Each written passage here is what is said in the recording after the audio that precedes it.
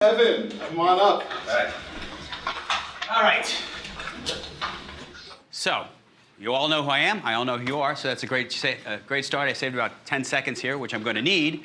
I'm slotted for 15 minutes. I've got 25 slides. I narrowed it down from 50. It's a long way of saying I got about half an hour of presentation that I got to squeeze into 15 minutes. So I'm going to do my New York talk fast thing. I'm also going to ask you if you could hold questions towards the end.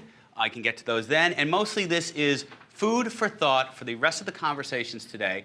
And this is very much focused on what is happening among the participants in the independent worker economy, as I'm calling it, not necessarily the businesses, services that are going to spring up to help these people do what they need to do. So, very briefly, I'm going to talk about why we are here. I'm going to talk about this independent worker economy, many different names for this. This is what I call it. I want to talk about key trends in consumer adoption of, or consumer usage, or consumer participation in this economy. And I want to do key takeaways, which is my typo for the presentation, about what we found when we actually talked to over 1,000 of these individuals. So why are we here? We're here because we all have a sense that there's a pretty large opportunity in this space, however we want to name it. I will put two numbers up here. These are from last year, 2014. Can anyone guess what these two numbers are representing? Yes? How many people use the shared economy? Shared economy platform?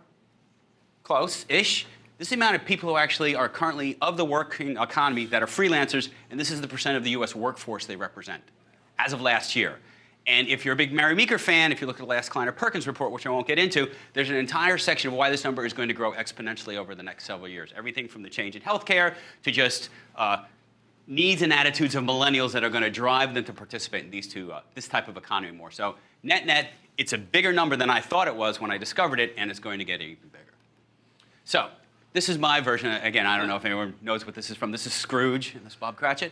I would emphasize that although you're going to see a lot of information today that's about, it's a money thing, right? It's about how people want to make money. It's their need to make money. But again, there are these underpinnings of psychological needs and desires that are actually fulfilled by people participating in this economy. And to an earlier conversation I think we began to have, it's just the game has changed. I like to tell the story very quickly of my grandfather, who was a traveling hat salesman, actually true, worked for the same company for 50 years, and when he retired, he has a gold watch that actually sits in my jewelry box unused.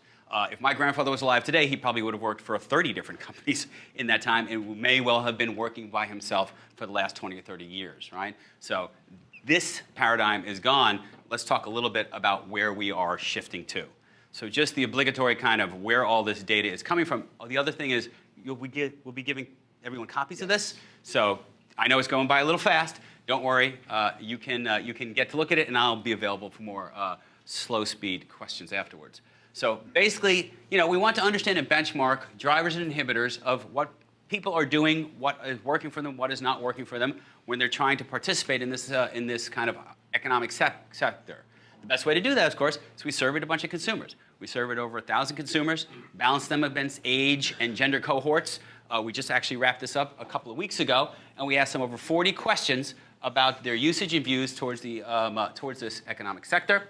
And then we kind of did some basic segmentation based on their responses to, again, try to make sense of a wide range of people doing a wide range of different things. What are the actionable insights that come out of such a study, right? So I always like to kind of give context. I would say what you're going to see here is kind of good, bad, and ugly. Some things that are very promising, some things that are maybe kind of not so good, and some things that are maybe a little difficult for us to get through. So if you ask people in general how they feel about it being an independent contractor, and these are people who, if not currently, are actively or have been an independent contractor in the last year, you get a very interesting division in the marketplace. You get 44% who say they're psyched. This is really working for them. They're very, very happy. They wouldn't want to make money any other way. You also have 18% who are disappointed, mostly because they expected to make more money, they expected it to be a little easier, et cetera, et cetera. The way I read that is that is kind of, it's a glass maybe a third to a half full. The interesting thing is this notion of there's a lot of votes yet to be counted. If you look at this over, let me do my quick math here, almost 40%, I'm going to say, are either unsure, they need to actually participate in this economy a little while longer to understand if it's actually working for them, and 25% are actually not doing it full throttle yet. They're dipping their toes in the water, but they're not sure. So to my mind, this is that there's a pretty significant vote to be cast about what actually drives this sector or not, and there is definitely some things that are not working out for people, and we're going to get into that in just a little bit. So if you look at the difference between people who are satisfied and people who are unsatisfied, broadly, we see a couple of variables that, while they're not completely marginal, they are pretty different. First of all, you see a minor inclination towards people with slightly higher educations, generally speaking, tend to skew more psyched versus disappointed. People who are working for one or more company, this seems to be a key finding. If you're all dependent or all your stuff is sunk into one venture, you tend to be a little less happy than if you're working for one or more companies. You tend to be a little more satisfied. And the tenure, the amount of time you have been working with in this economy, also seems to impact whether or not you're going to be satisfied. But of course, at the end of the day, what does satisfaction means? In this case, it's partially a stand-in for making more money. When we asked people which of the following statements best describes the way you make money as an independent contractor, we gave them a range of choices from kind of, broadly speaking, white-collar type gigs to kind of more blue-collar gigs, delivery, pickups, et cetera, you saw, and again, these skews are psyched in blue, disappointed in orange, and unsure in this gray color. You again see, for people who are psyched, there is a marginal skew to people who engage in white-collar jobs, while blue-collar, again, tended to skew a little bit more disappointed. One of the other drivers, again, with regards to money, is simply the math of how much you're making an hour, right? So hourly wage influences job satisfaction. 65% of psych make over $30 per hour, compared to 37% of disappointed. Now, how much can you read into this? How much of it is a self-fulfilling prophecy of people who are doing more white-collar work are making a higher hourly wage? I wouldn't focus on that too much. I would focus on the notion that obviously feeling that you're being compensated sufficiently or that this is working out for you financially is a big driver of people staying in this economy, right? That said, it's not all about money. It's also about goals, right? So if you look at the number one response, we asked people to actually rank the importance of different factors in terms of them staying as independent contractors. You know, obviously, making money, maximizing revenue is the most important, right? 90% among psyched people, 85% among disappointed people, and 79% among the other segment. Unfortunately, the label's not here. But if you look at a close, again, for the people who are the economy is working for, a close second is actually maintaining work-life balance at 88% and learning new marketable skills. So there are some other motivators here, simply beyond the fact that I need to maximize the amount of opportunities I have to make revenue.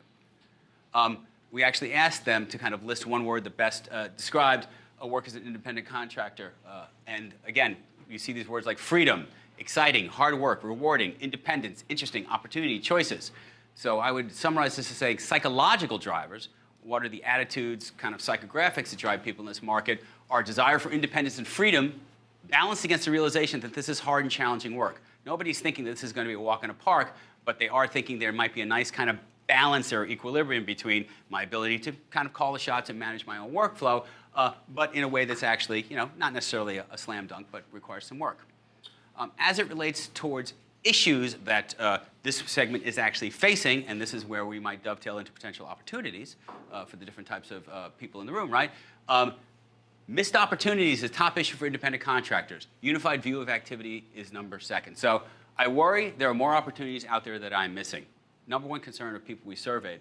Number two, I wish there's a way to get more unified view of my freelance across the various resources I use. If people are using multiple resources, they're getting a little overwhelmed, perhaps, by the need to keep track of these. And if we talk about resources specifically, interestingly, currently family and friends drive most of the job discovery for independent contractors. Again, 62%. How did you typically hear about your current independent contractor roles? There's interesting additional data to this in just a little bit. However, if you break this up by, again, our segments of psyched, disappointed, and unsure, you see that digital savvy adds a dimension as psyched independent contractors use social media to enhance discovery. So family and friends would be 65% for psych, but look at this skew. 42%, almost half, actually use social media, including LinkedIn, very, very actively. So you can say there's a correlation between using a wider range of digital services and satisfaction or success as an independent contractor. Interestingly, there's still some people actually using classified ads offline, which I didn't know actually existed anymore, but apparently they do and people are using them. The other thing that we asked people to kind of get a sense of kind of where the gaps were. So are you worried about healthcare and employment? Are you worried about tracking your hours? Are you interested in navigating legal and tax issues, accounting, or customer feedback and ratings? we actually found that customer feedback and ratings and accounting issues were actually at the top of their concerns. It's interesting, one of my theories was that healthcare would actually rise pretty high up, but it didn't seem to be an issue to this constituency. Some are obviously more so than others in segments, but overall, not as important as kind of getting good feedback on what I'm doing and helping me keep track of what I am or are not making. And if you break it down a little bit, you notice for disappointed folks, tracking income and expenses become a little more important. And again, we're comparing these two segments to try to get a sense of why one group is staying and why one other group is potentially leaving. And this is the most interesting thing to me, is when we actually ask people to rank their familiarity with sites like Odesk, TaskRabbit, iPoll, Postmates Delivers, et cetera, we got a very, very low recognition rate from most of them. So I think this speaks to the velocity of the space and the disparity between people who are actually participating in it and their ability to access resources is actually going to make them much, much more efficient at it. Yes, sorry. Can you just read that top number? It looks like it's a very high number. What exactly is that number on top of that first? 11%. It's a 12%. It's up. The top of the scale is 12%. So just to summarize, and then we'll get back to the main event here. I think all signs from just kind of a trend as well as kind of economic indicators as well, mark us at a turning point in consumer adoption. We're only going to see more and more people participate in this economy. More gigs, more tenure equals more satisfaction. The more people work, the more diverse their portfolio is, the more happy they are. Making money, maximizing revenue is the key important factor to respondents. I think if I surveyed most of us, we say making money is actually pretty important. But again, this notion of being able to balance life work and learning new skills are actually extremely, extremely important to participants in this sector. Psychological drivers, desire for independence and freedom, balance against hard and challenging work. Missed opportunities, unified view of all activities are the key holes in the marketplace, again, as self-reported by these constituents. Resources, right now it's all about friends and family, the importance of feedback and logistics, but there seems to be a pretty substantial knowledge gap as it relates to people understanding where the resources are that can actually help them to achieve their main goal of maximizing the amount of money they actually make by participating in this sector. So that's all, folks, for me. Like I said, at some point, I'm sure we can work some questions in if we need to do that. Well, first of all, big round of applause. Thank you. We are ahead of schedule today, but we will be emailing this report out tomorrow. But in the meantime, does anybody have any questions specific to this data for Evan? I do. I'm just saying. Evan, have you looked at all at the sort of satisfaction for those who are independent workers by choice and those who are independent workers by necessity? It's actually a very interesting question. We tried to figure out a way to do that. It became a little bit complicated from a sampling and structure standpoint, but I would imagine you would see some pretty significant differences between people who are forced into it versus people who are not. We did try to focus on people who are kind of actively participating versus I'm doing it as a kind of stopgap measure. Interesting. Sure. Yeah, so kind of going off this point, like, as far as the demographic that you guys surveyed, are there any consistencies or groups that seem to stand out and really being excited about this kind of work? I would say, simply from a mathematics to population, the millennials are the biggest working generation out there right now, like 35 or 40% of the workforce. And I would also say, let me think for 1 second, they probably skewed a little higher on the psychological drivers for independence and that type of stuff. But generally speaking, it was kind of fairly consistent. Yeah. I want to chime in for a second on that. One of the interesting things that we found from the survey, which is something that we didn't expect, we expected that the demographic would skew young, lower income, and we found that it was much more spread out. It was much higher income, much more higher educated, so a lot of people were doing this, maybe as a side job while they're working full time. And we've also heard the same feedback from some of the larger platforms that we've been speaking to lately that it almost, a lot of it is based on phones now, right? So it almost tracks to, well, what's the demographic of the iPhone? Because that's a lot of what, of who's using these things. So we thought that was interesting. Can you just expand? I thought the interesting number was, if I saw that slide that Joe pointed out correctly, in other words, all the people that are participating, Right. the top number for Odesk, I guess it was, Yeah. was 11%. 11% right. So, and you kind of brushed over, what do you expect, what What do we expect there? no, why do you think it's so low, and what are some of the reasons? So I think Across the whole tail of the whole. across the tail, I think, disclosure, it's us picking 10 kind of different resources that we think, TaskRabbit that we thought were representative of kind of a wide range of different resources there. I think it speaks to perhaps the velocity of this marketplace that was going from like a set cadre of people who were very, very specific and very focused. I'm an art director, this is the resources I use. I'm a gopher, I know that I do for TaskRabbit. As it's exploded to be a much wider sector, I think people are simply depending on the things that have worked in the past, which are talking to families and friends or using LinkedIn in the case of more savvy people, and they're just not up to speed, I think, with the resources that are actually out there, if that makes sense. Sure. You mentioned most people found their jobs through friends and family. Yes. And then second was social media. Yes. But do you know who they're finding on social media? Are they talking to like their extended friends and family? So social media is actually including LinkedIn. So I think the way people are reading that question, again, it's inferred, is that, I'm talking to my family and friends. I'm using Facebook, but I'm really using LinkedIn primarily, I think, to reach out to professional networks. And in retrospect, we maybe should have split that question, made it a little bit clearer. But again, very skewed high towards that psych demographic, which also is going to skew a little higher in terms of income and education as well. Which I do agree, I think that was the most revealing thing, that we tend to think of this, not to disparage, being kind of a more low-end, $15 and below kind of opportunity, but actually it's not, which I think is a pretty exciting hypothesis.